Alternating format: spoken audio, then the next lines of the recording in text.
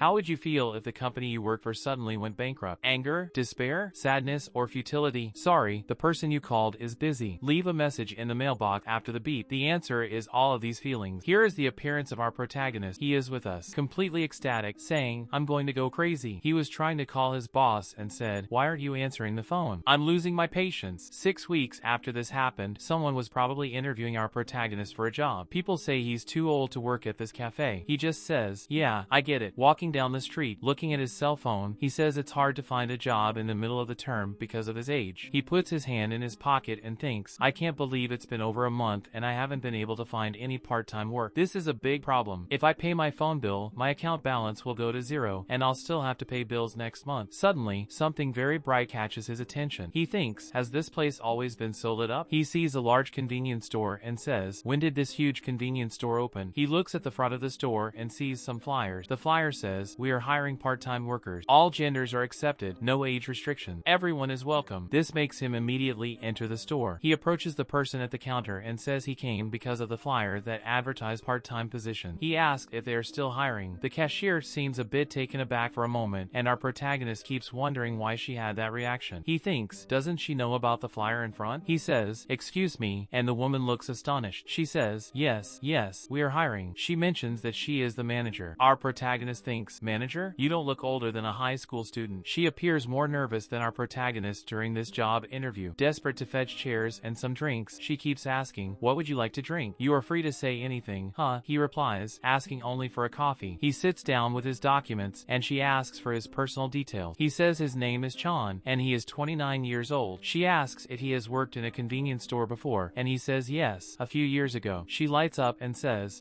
you are the perfect person, with experience and age. We were looking for you. She reveals that she is even older than him, though she doesn't look it, and asks if she can speak more informally with him. He agrees, thinking, wow, you look much younger than. She continues saying that the convenience store has an implementation period of up to a year, and she says it's for 3 years. Chan thinks, yes, it seems like my sleep routine is going to get all messed up, but she mentions that without the benefits, the initial salary is 20,001 per month. She keeps talking, and the job, I'll do it. Chan doesn't even wait for her to finish speaking. She says, you don't even want to think about it, I'll start today. She is very happy to hear that, and she says, so, just sign this contract here. After he signs it, she checks if he filled everything out correctly. He says, yes. She says, then this sound will stay with you. And then the employee starts working, saying they'll start today. She says, so for you, Chan, since you're starting today, we'll begin with the new employee training. After 3 hours of training, the employee says she's leaving now and mentions that sometimes new markets aren't so good. They might arrive very early in the morning, and they just need to make sure everything is checked properly. The manager asks if they can really get there early in the morning. The manager says it is very urgent. She says, I will handle the organization. You just need to receive it for me. Then she says there is something very important to tell him. Handle suspicious customers reliably. Okay? Chan responds,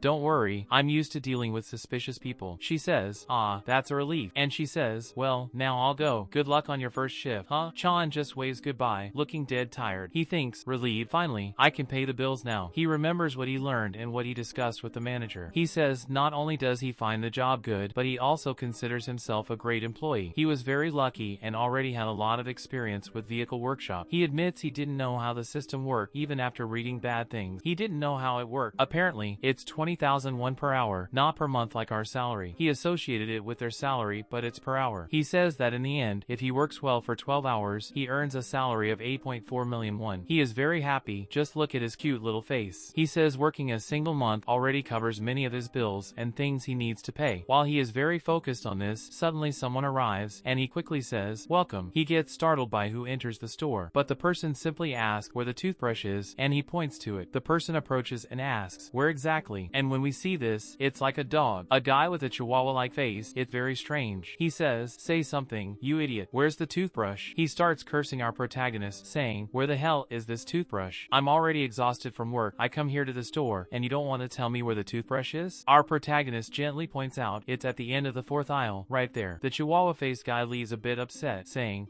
you should have said that earlier. People see the chihuahua look looking closely at the toothbrush like that. And Chan think this must be special effects makeup for movies, right? Chan thinks, am I filming here? Is this makeup really that good? Then the guy goes to the counter and asks how much it costs. Chan says it's 2,101. The guy puts the bill on the counter, but he leaves a 10,001 note. While Chan is getting his change, the guy is already leaving. Chan says, sir, your change. The guy just looks at the door and says, why are you bothering me? I'm tired of this crap. And he slams the door. Chan thinks, is there a suspicious person who isn't actually suspicious? Then he says, and keeps thinking, was that really makeup? Why does it look so realistic? He even thinks the sounds were like those of a real dog. Suddenly, the next person who enters has a bag full of coins. And when we see it, it's a goblin. He even has lovely heart-shaped glasses. He says to our protagonist, exchange this for a 10,001 note for me, please. Chan is completely in shock, right? He just admires the goblin for a moment, saying nothing. Very slowly, he picks up the phone. The goblin keeps saying, what are you doing? Just exchange it for me immediately. The manager even calls and says, Chan, what happened? Chan says, boss, a goblin just entered the store. Then he saw the goblin leaving, all happy with his bill. Chan, defeated at the counter, thinks he wants to go home. He keeps thinking, this isn't a dream, it was definitely a real goblin. He was also very confused about how much those coins the goblin gave him were worth. The goblin was looking very strangely while counting the money. He counted 1,145 101 coins and 31 501 coins for 20 minutes. Meanwhile, the manager is still on the phone asking,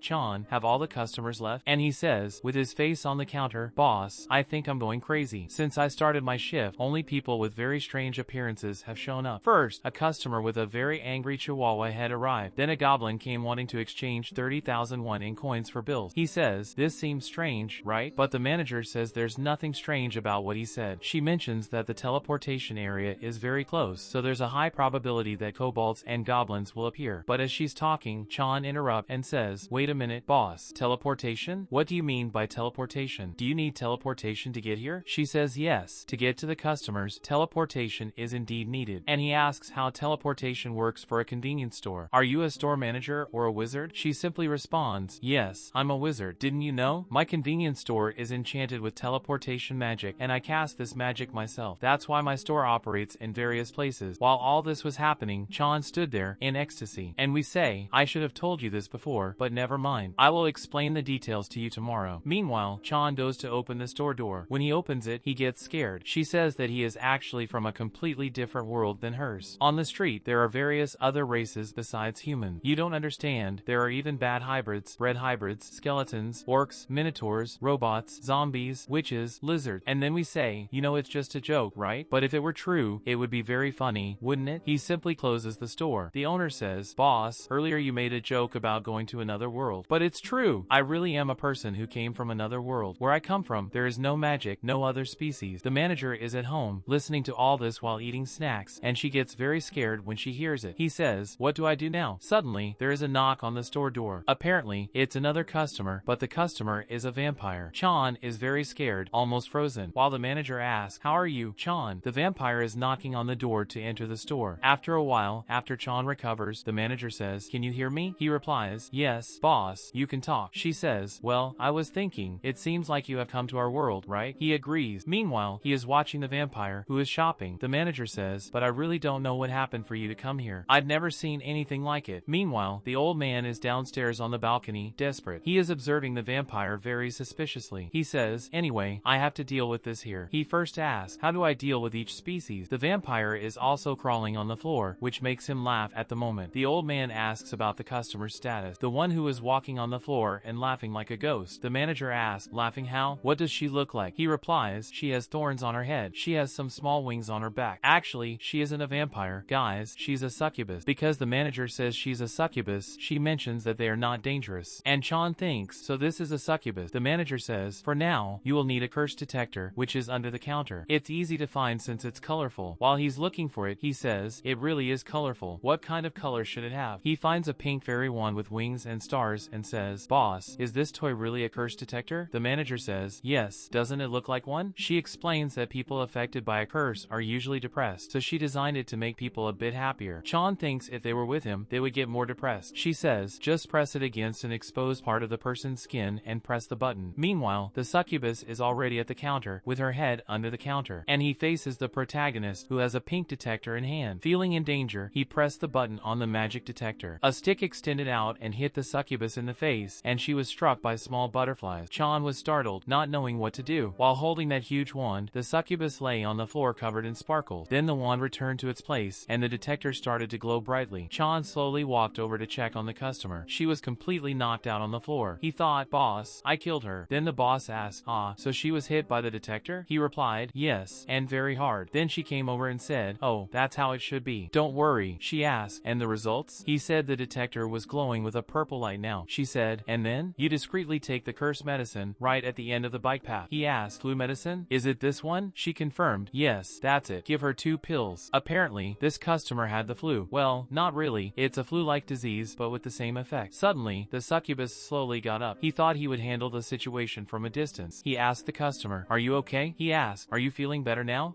Here, take this medicine. You'll feel better." When the succubus got up, she had a much prettier face than before. He thought, "Oh, she looks much better now." He asked, "Are you okay now?" But she suddenly felt very nauseous. He said, wait, but she started to vomit rainbows all over the store. Chan was completely shocked by this. She felt much better after that. She said, "I feel so much better." A lake of vomit was in front of her. Chan cautiously said, "If you're done, you can leave now." But she just gave him a cute look and said, "Oh, relax." Only our protagonist was not happy at all. After vomiting, she even fell asleep near the vomit. He thought, "You're going to sleep now?" And meanwhile, she was already snoring. Another person who looked like a vampire entered the store, but he didn't know if it was an incubus or a vampire, calling his boss. But when he looked, she was sleeping next to the vomit near Chan. And Chan said, "Welcome." He spoke very sinisterly. "Is there something you're looking for?" He asked, "Do you have a bag of blood at 17 degrees? Meanwhile, on the phone, the manager said she hadn't taken the medicine yet. Chan said he would give the medicine after she woke up and after the other customer left. The manager said, "Don't rush." She said they only had blood bags from 15 degrees Celsius below, so she told him to recommend another store to the current customer. Meanwhile, he cleaned the rainbow vomit off the floor. And then we also verify the identity before selling the blood packet. "Is he a vampire?" And Chan says, "Yes, probably." She explains that vampires live very long and always look young, so they constantly renew their identity. Usually, vampires present defeated IDs marked with an X. These people are generally adults. She usually says that since the store has a magic alarm, he can feel free to inspect. Chan wonders if the store has an alarm system. Meanwhile, the vampire approaches him with a basket full of things, saying, "Ah, this is your precaution." When he arrives at the counter, Chan explains that they only sell blood packages of 15 degrees or lower, and he will have to go to another store. The vampire says it's fine and that he'll just buy what's in the basket. Meanwhile, Chan offers a bag that costs 101 to carry everything. The vampire says he'll take the bag and wants a pack of cigarettes as well, asking what kind of cigarettes they have. The vampire seems a bit confused and says, "That one over there." Chan replies, "This one?" The vampire says, "Yes, this one, the one under your hand. Give me one of those." But Chan is looking at him very suspiciously. He continues staring for a few seconds until the vampire becomes a bit uncomfortable with the situation. Chan thinks that maybe this customer could be a midget. Then Chan asks, "Can I see your ID, sir?" The vampire gets a bit nervous and says, "Ah, actually, I'm renewing mine and only have an expired one." So Chan says, "Can you show me your current ID or any other you have?" The vampire asks, "Can't you just sell it?" He says, "No, it's a procedure." Then the vampire says, "Oh, really?" and bites the vampire and says, Okay,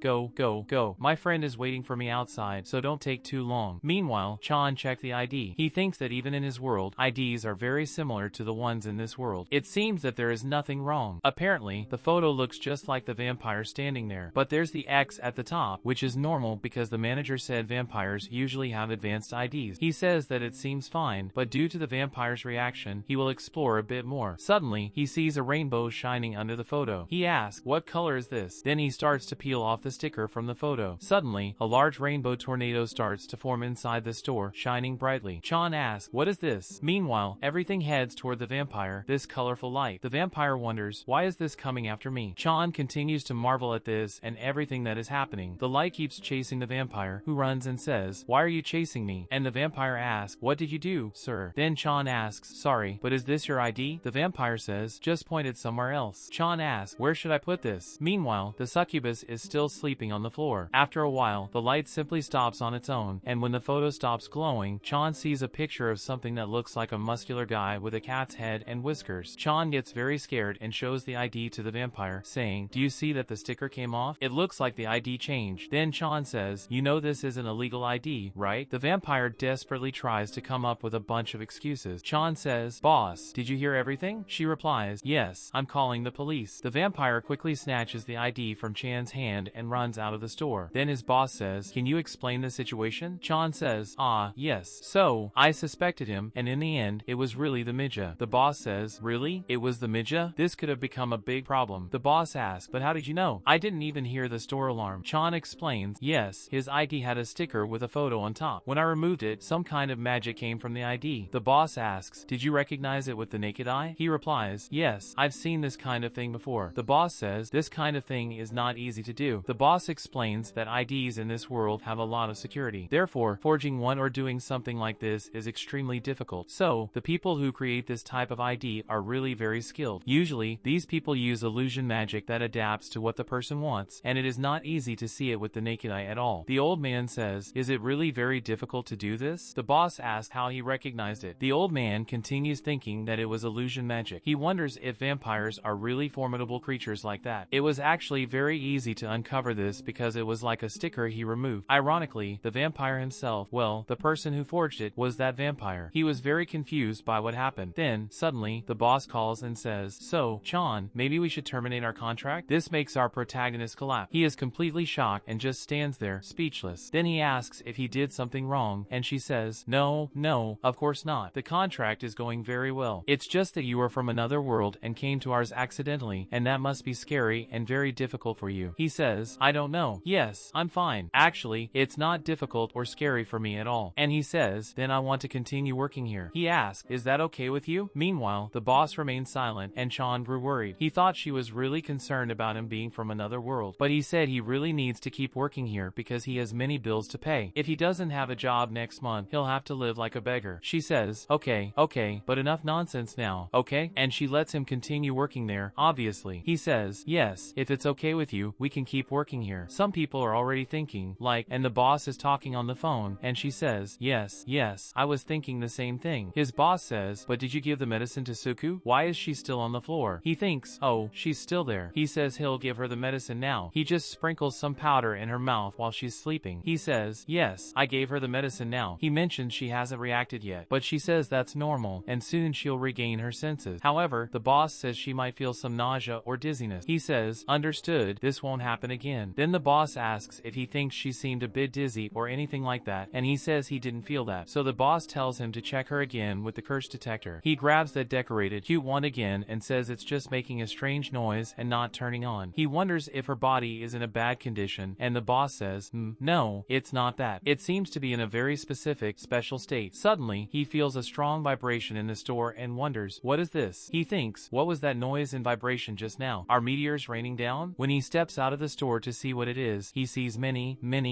boxes. He thinks, what are these piles of packages? He hears a voice saying, "The order has arrived." And then he sees a person riding a Pegasus. This person says, "Ah, so you're the new first period employee my sister mentioned? Nice to meet you." Then he says, "Wait a second," and calls the boss on the phone. He says, "Boss, someone riding a Pegasus just appeared with the delivery. Is this the logistics person you mentioned before?" The boss says, Yes, it's Yunha. I asked her, and she said she could deliver today." Then he asks, "Yunha?" She approaches and says, "Yes, that's my name. I'm Yunha. Since you know enough about me, can you let me into the store?" He says, Yes, of course." She says, "Can you sign here just to verify that the items have indeed arrived?" He says, Yes, of course." While he signs, she picks up some boxes. Then he says, "Boss, I'm not very familiar with the written language of this world. How can I confirm the arrival of the item?" And his boss says, I'll talk to Yunha about it later. Just leave your signature for now." He asks, Okay, but what items arrived?" She says, Drinks, cookies, and dragon scale." Chan, upon hearing this, is very perplexed. The boss says, "I thought they wouldn't come today, but the supplier said he bought them for us." While the boss explains this to Chan, she asks, "Wait, is there a dragon in your world?" He says, "No, that's nonsense. How could there be if there's no magic?" Chan looks disappointed upon hearing this. She says, "Wow, your world is even more outdated than our rural world." Chan says, "Please, don't compare other people's worlds like that." Suddenly, Suku starts waking up, and Chan says,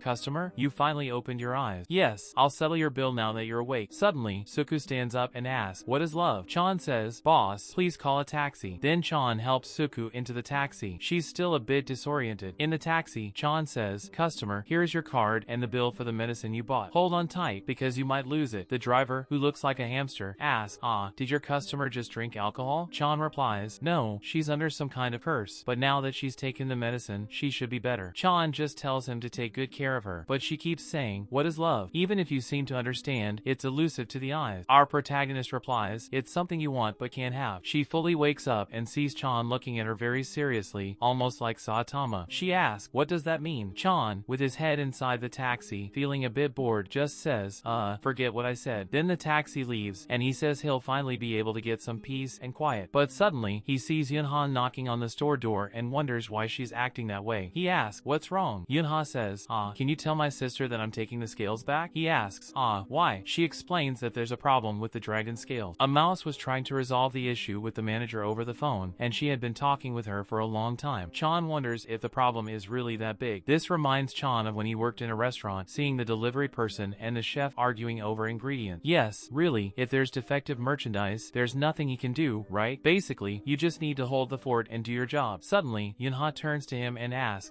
your name is Lee Chan, right? He replies, yes, that's right. Then Yunha says, my sister wants to talk to you. She shows a video call from his boss. She says, hi, Chan. He responds, boss. She says, Chan, how about you and Yunha go there to check the status of the dragon scales? And he says, okay, why me too? They descend the stairs to what looks like a convenience store warehouse. But the stairs are stone and everything is very dark, resembling more a medieval castle. Chan touches the sides and says, is this really a convenience store? Why does it look like a dungeon? Then Rafa says, is this the first time you've seen a warehouse? Yes, it's my first time. I was like that too at the beginning. See, I told you, sister, your taste is unique. The manager says, how I decorate my convenience store is my business. But the manager's sister says, there are some limits. Do you know how strange this interior looks? She retorts, you're going to keep provoking me, right? She says, you're really going to keep provoking me? They finally reach a room with some cardboard boxes, and Yunha says, it's a bit dirty, stay here for a moment. Chan asks, you asked me to come here, but is there anything I can do, boss? The manager says just to follow her orders for now. She has a plan in mind. The dirt Yunha mentioned is actually a weird slime all over the room. It seems to be coming from a dragon scale with a hole leaking the slime. Chan is repulsed and asks the manager what this dark gooey slime is. She explains it's pus contaminated with magical power, which can happen when the dragon scale's purification isn't done properly. Chan asks Yunha if the thing that looks like a turtle shell is the dragon scale. Yunha confirms and says that recently some dragon scales arriving in this part of the country were being rejected. So, she took these as quickly as possible, but apparently, the cleaning company didn't manage to clean them properly in their rush, and this happened. This isn't very serious, so if we purify it properly, we can still sell it. We can't return it to the company because it's 3 a.m. and the company is closed, the manager says. And that's why I called you, Chan. He asks, me? She replies, yeah, Chan, can you press the button, please? He's like, what? Then a rat hands him a piece of something and offers it to him. The manager says, just touch it, it's not dangerous. I trust you a lot with this. Chan protests, no way, I'm not touching this. I might get sick. She says, I'll give you 100,000 won if you do it. He agrees, deal. Yunha thinks, wow, that was easy to convince. When he touches it, the pus recoils. He's like, what? Is this thing alive? The manager says, no, it's just a spike of magical power. Yunha says, but it looked like it was dodging Chan. The manager says, okay, ignore it and throw it. He says, okay, and slaps the goo. It suddenly starts glowing. Both of them in the room are stunned by the light emanating from it. It seems it was purified just by Chan's touch. Yunha says, it really happened, just like my sister said. She shows the screen of the phone, saying, look, sister, it was purified just like you said. And the agent says, no, it's too early to celebrate. She says, can you take that one I gave you and touch it? He does so. He asks, boss, there was no reaction. Is that normal? The agent replies, yes, it's because there's no magical power to detect. This kind of reaction happens when the purification is truly done. She says,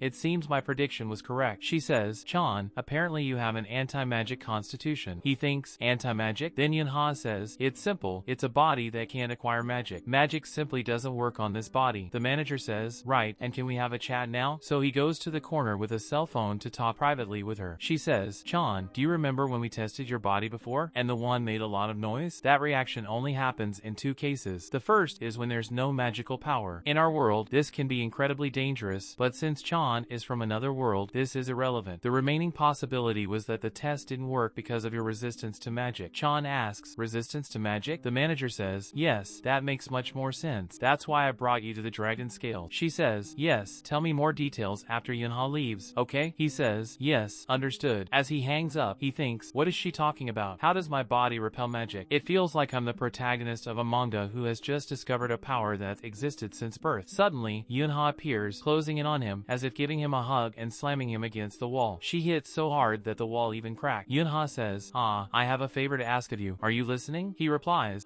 what's the favor? With a big smile, she says, please help me purify these dragon scales. Chan asks, why me? She says, yes, you can do it. When he looks at the cell phone screen, even the manager is pleading with him, making a puppy dog face as if asking for food or to be adopted. That pitiful look. Chan thinks, are you serious? You want me to do the purification? Even Yunha is making a pleading face. He was almost blinded by the brightness of Yunha's eyes. Chan says, okay, I'll do it, just tell me how. Yunha, really? Thank you so much, Chan. The manager says, thanks a lot for helping, Chan. As if they hadn't just put the world's biggest pressure on the boy. Ash says, the method is simple, just stick your whole arm into that hole in the bed. Meanwhile, he just looks at the hole with a very disappointed face. Chan says, I don't want to do this yet. The manager says it's not dangerous to put his arm in there. You have a special body, so nothing bad will happen. Just put your arm in for a moment. It's quick, she says. It will be safe, please. Chan says, I'm sorry, I just don't have the courage for this. The manager then takes a lot of money, shows it to the camera, and says, if everything goes well, I'll give you a bonus. Chan says, okay, I'll try. Rafa says, if it hurts, you'll scream, right? He approaches the bed full of dragon whiskers and thinks, wow, this is the grossest thing here. But he thinks, I need the money, so go for it. For the bonus, he shoves his arm in. The hole is much larger than he thought, as his whole arm goes in and he gets pulled along with it. Rafa asks, Chan, are you okay? He replies, yes, but something is sucking me in. Rafa says, what do you mean? Pull hard, get out of there. Then Rafa grabs him by the neck and starts pulling. Chan feels like the pus is being sucked into the hole. There's that bright light again. Apparently, the pus is being purified and expelled. The bed starts glowing intensely. Chan falls to the floor and says, wow, that was chaotic. What a disaster for my first day of work, right? Yunha falls as well, landing on her. Chan says, oh, I'm sorry, Yunha. Are you hurt anywhere? She replies, no, I'm fine. And you, are you hurt? He says, no, I'm fine. Thanks to you, I didn't hit my head. She says, more importantly, can you go and check the dragon scales? He takes the super cute wand and hits the dragon scales, but there's no reaction. Chan says, no reaction, it seems like a rock. Yunha says, really? Then it was a success. She starts praising him. Chan, you saved us from a 10 million won loss. He gets all embarrassed hearing that. After that, they leave to celebrate and head out. She mentions that she already contacted her sister, who confirmed that everything went well. She tells him not to worry, as they won't have the same problems with the deliveries in the coming days. The old man asks, do you come every day? She says, no, it takes time and it's a bit difficult to handle these magical creature deliveries. The old man says, oh, then take care on your way back. She says, no formalities, please. Yunha mentions that her sister said he's just a year younger than her. Meanwhile, the manager is ecstatic at home for hiring him. She says, so you can call me Nuna. He says, I'll try, Yunha. Oh, I mean, Nuna. She says, see you later. And she leaves, flying on a Pegasus, leaving behind a lot of pain. As he looks back, he realizes the sun has already risen. It's morning. Then the next customer arrives, dropping many items on the counter. He says,